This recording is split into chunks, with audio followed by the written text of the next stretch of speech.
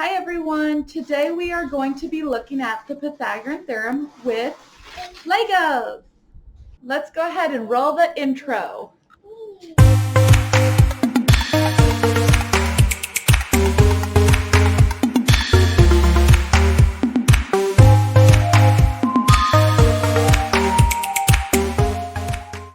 For this activity, I am going to create a Pythagorean triple using Legos. You will need flat, rectangular, or square Legos. The bigger the surface area, the better. This will allow you to create more Pythagorean triples. I will start by making a 90-degree angle. I achieve this by placing one flat Lego perpendicular to another. These will become the legs of the right triangle. The third flat Lego will become the hypotenuse. I will move the three sides until I see dimensions that will allow me to create a right triangle with sides that would fit Legos. In other words, sides that would give me whole numbers.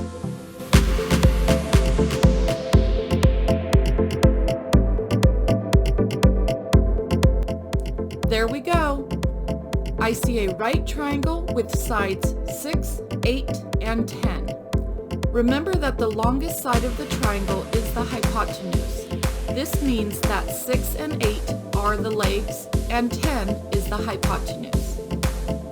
The Pythagorean theorem states that a squared plus b squared is equal to c squared in all right triangles. So we will use this theorem to determine if we have created a right triangle.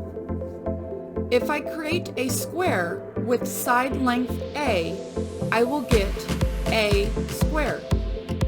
If I do the same for side length b, I will get b squared. Lastly, a square with side length c will be c squared. I will start with leg A and use more yellow Legos to create a square. I will continue by also making a square with side length B and side length C.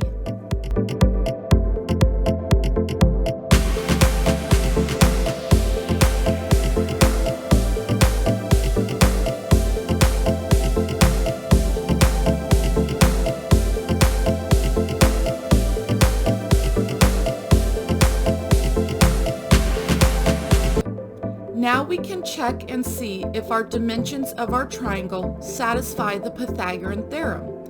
The area of the square created with side A is 8 times 8. This is equal to 64. Also, the area of the square created with side B is 6 times 6.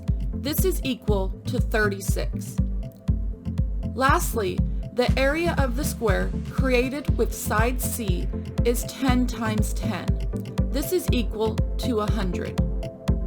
In order to satisfy the Pythagorean theorem, the area of side length A and B must sum up to the area of side length C.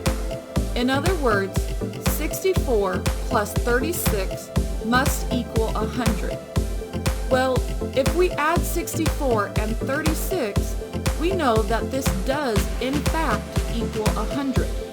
This means that we have created a right triangle with the side lengths 6, 8, and 10. Now, it's your turn to create another one. See what other Pythagorean triples you can come up with. Here's another example of one that I created. I hope you enjoyed my video. Please give me a thumbs up and make sure that you are subscribed to me for more videos and click on the bell for notifications. Bye!